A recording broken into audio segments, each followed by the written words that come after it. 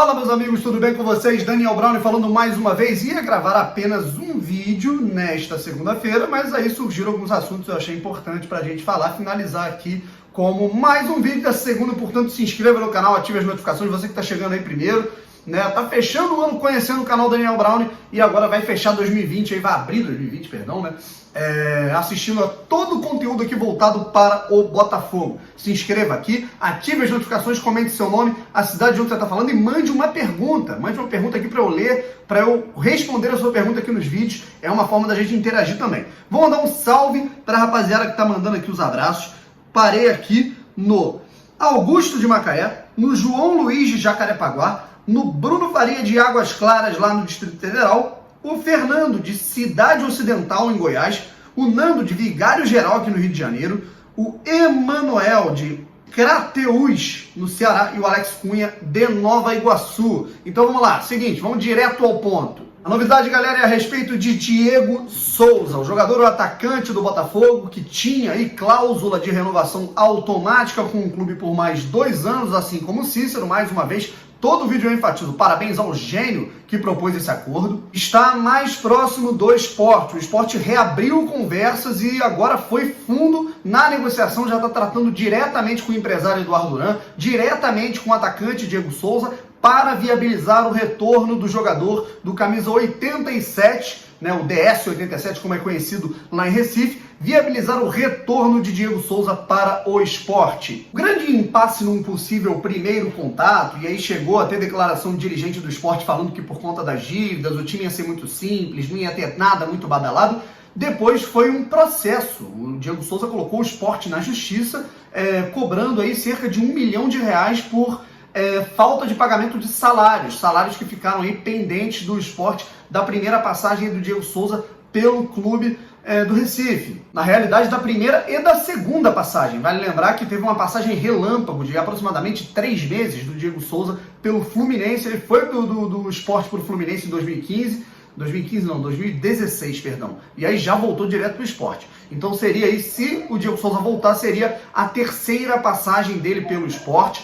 E aí o que parece que está acontecendo, gente? Uma possível negociação do Sport com o jogador para diluir esse valor que o Sport deve ao atleta nos salários que ele viria a receber no Sport caso fechasse com o clube em 2020. Alguns jornalistas e perfis que cobrem o Sport Recife já falaram que o Eduardo Duran está tratando diretamente com o Sport sobre essa situação, que o Diego Souza já teria aceitado, aí falta a parte do Botafogo. Se isso for verdade, gente, é meio caminho andado para o Diego Souza se despedir do Botafogo e parar no Sport Recife. Se isso realmente for verdade do Diego Souza ter aceitado a proposta. O que o Botafogo mais quer nesse momento é um clube precisando, assim, tendo interesse na negociação, tendo interesse em captar o jogador aceitando essa proposta. Quando isso tudo está acontecendo, vamos dizer, o Sport interessado no atleta e o Diego Souza dando o aval para isso acontecer, o Botafogo não vai fazer nenhum esforço, vai medir nenhum esforço para liberar o jogador, já que o Botafogo está precisando se livrar do Diego Souza. Ele está nesse pacote de jogadores acima da idade, né, e que estão recebendo aí numa casa, num valor em que o Botafogo está tendo que se livrar desse tipo de jogador com salário mais caro. Diego Souza do Botafogo, ele recebe mais de 300 mil por mês e ainda tem uma outra parte. Por isso que o pessoal pergunta, pô, Daniel, mas não podia fazer com o Diego Souza o que fez com o Cícero, redução de salário, por conta dessa divisão aí, né, de que o Botafogo não paga totalmente o salário, né, algo que não é confirmado oficialmente pelas pessoas do clube, mas algumas pessoas já confirmam que isso é verdadeiro. Fica um pouco complicado você renegociar a questão salarial, até porque o Diego Souza tem o maior salário do Botafogo neste momento. Então, a saída do atleta seria muito saudável financeiramente para o Botafogo, embora eu ache que, por mais que ainda não seja o Diego Souza que a gente já se acostumou a ver ao longo da carreira, seja o Diego Souza em fim de carreira, um Diego Souza que não rendeu aquilo que foi esperado quando ele foi contratado pelo Botafogo, foi o artilheiro do time, foi o artilheiro do Botafogo no Campeonato Brasileiro, vice-artilheiro da temporada, jogador que mais participou de gols no Botafogo na temporada, chegando em abril. Então, ruim com ele, pior sem ele no ano passado, mas pela questão financeira, cara, tem que ir embora. Portanto, estamos deixando esse recado. A qualquer momento, Diego Souza a situação ela pode esquentar de vez entre Diego Souza e Sport, e aí o Botafogo se livraria, digamos, da terceira negociação em relação a esses jogadores que são o peso financeiro. Já foi embora o Léo Valência, que agora é jogador do Colo-Colo, conseguiu reduzir o salário do Cícero, que fica para o ano de 2020, e o Diego Souza pode aí ir para o Sport Recife. Aí restaria apenas a negociação com o zagueiro Joel Carli. Agora falando da camisa 10 do Botafogo, Fogão Net anunciou que o Botafogo está esperando a abertura da janela de transferências internacional, que acontece agora na virada do ano, no mês de janeiro, para saber se realmente vai haver aí a venda de jogadores dentro dessa janela. Jogadores aí com alto valor de mercado, como por exemplo o goleiro Gatito Fernandes, o lateral Marcinho, os volantes João Paulo e Alex Santana, são os 4 jogadores com maior potencial de venda que o Botafogo tem nesse momento. Tendo essa possibilidade aí de negociação desses atletas, o Botafogo pode pensar em contratar mais um jogador, e esse jogador aí seria para a armação. Não necessariamente o Botafogo vai contratar um jogador, vai comprar, perdão, um jogador, claro que vai contratar, né? Mas não necessariamente o Botafogo vai torrar dinheiro num jogador. Até porque o Botafogo vai utilizar esse dinheiro para o pagamento de dívidas, né, uma eventual venda, e para o pagamento de salários que estão pendentes e os salários que o Botafogo vai ter que quitar ao longo desse início de 2020. Mas, aliviando a folha, sobrando um dinheiro, o Botafogo pode ir ao mercado sim, visando essa posição da meia central, da armação, que nesse momento há a confiança, há um depósito de confiança por parte do comitê de futebol e por parte também do treinador Alberto Valentim em um jogador chamado Leandrinho. O jogador de 23 anos, completa 24 anos ali, tem praticamente a minha idade, né?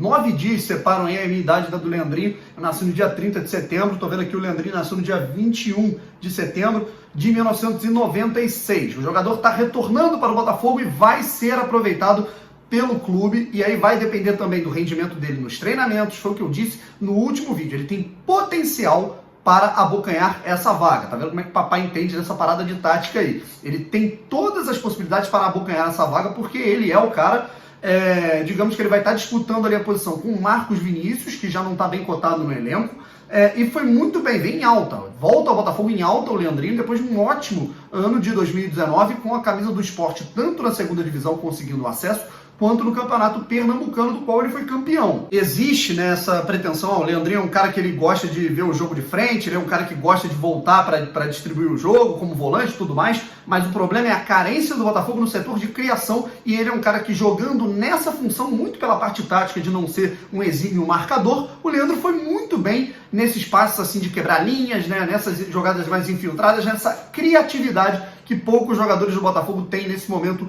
na equipe. Foi um grande problema do Botafogo nesse ano de 2019. E, na minha opinião, o Leandrinho vai mostrar que voltou para o Botafogo, né? Que jogador ele realmente é. Se é o Leandro que vivia machucado, vivia com lesões, algumas, obviamente, não foram por culpa dele, né? A lesão, ela acaba sendo fatal. Se é o Leandro que não recebeu algumas oportunidades lá em 2017, foi decaindo em 2018, ou se é o Leandrinho que realmente demonstrou o seu bom futebol lá no Sport. Esse vai ter que ser o ano da carreira do Leandrinho para ele demonstrar a que veio para o futebol. Na minha opinião, o Botafogo, dentro dessas limitações financeiras, tem que dar oportunidade sim para o jogador jogar ali como camisa 10, como armador. O próprio jogador vai ter que se qualificar principalmente na parte física, vai ter que entrar na linha o Leandro, e eu acho que, sinceramente, sabendo que essa é a oportunidade da vida dele, digamos assim, ele vai entrar nessa, mas eu não descartaria o Botafogo contratar um outro jogador para a armação, um outro meia central no mercado alternativo, obviamente sem fazer nenhuma loucura financeira, fazendo as contratações nos moldes que estão sendo feitas,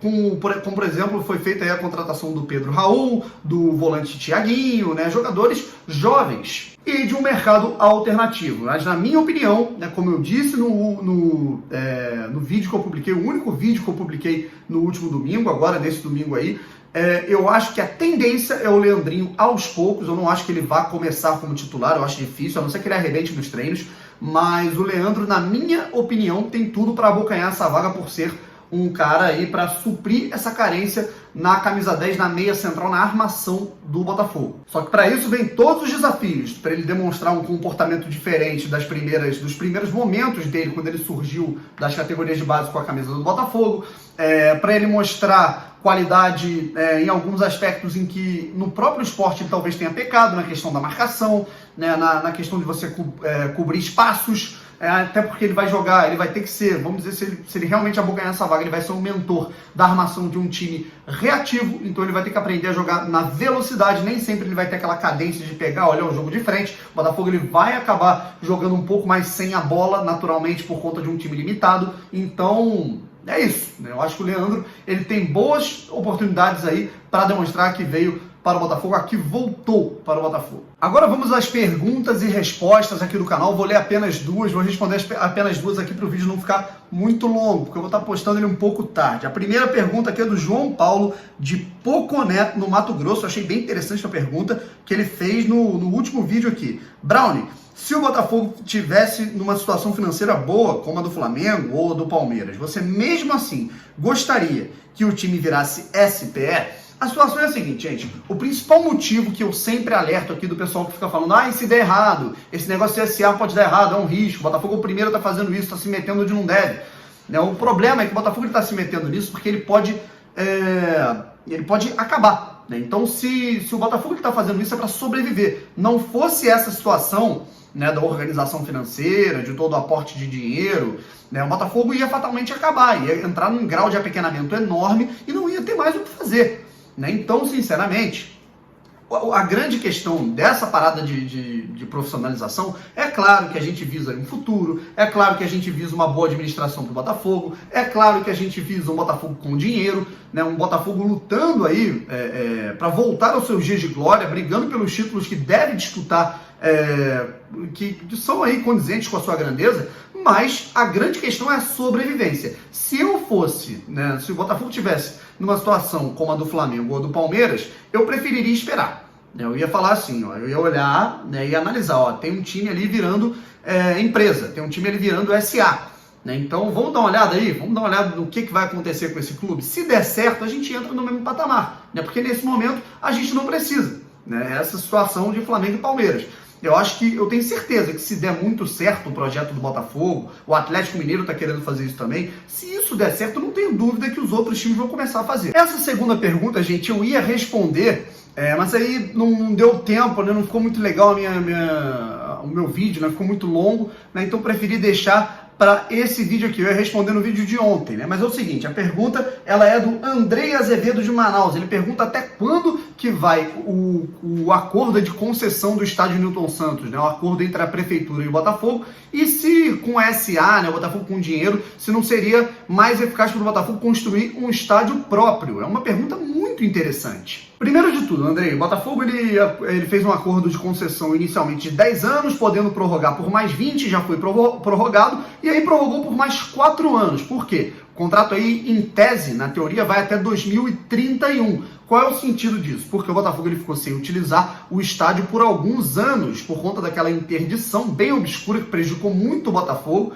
É bem obscura aquela interdição, que falaram que o teto do estádio ia cair, e aí tudo caiu dentro do Rio de Janeiro, menos o teto do estádio. Enfim, mas o Botafogo ficou sem utilizar o Newton Santos em 2013, ficou sem utilizar em 2014 e também ficou sem utilizar em parte de 2015 e 2016. O Botafogo não utilizou o estádio de 2016 porque ele estava aí cedido ao Comitê Olímpico para Rio 2016. O que eu acho é que o Botafogo, dentro da sua realidade, ele tem que aproveitar, ele não pode viver numa utopia, estádio próprio e tudo mais. O Botafogo ele já tem a sorte, que poucos clubes têm.